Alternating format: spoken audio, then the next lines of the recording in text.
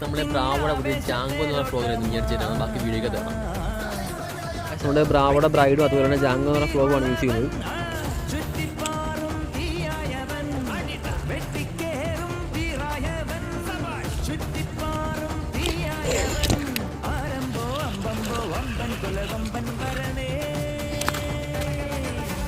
നമ്മുടെ ബ്രാവോടെ ജാങ്കോ എന്ന് പറഞ്ഞ സ്ഥലത്ത് നീങ്ങി ബ്രാവോടെ ജാങ്കോ അതുകൊണ്ട് അടിപൊളി ഇഷ്ടപ്പെട്ടു.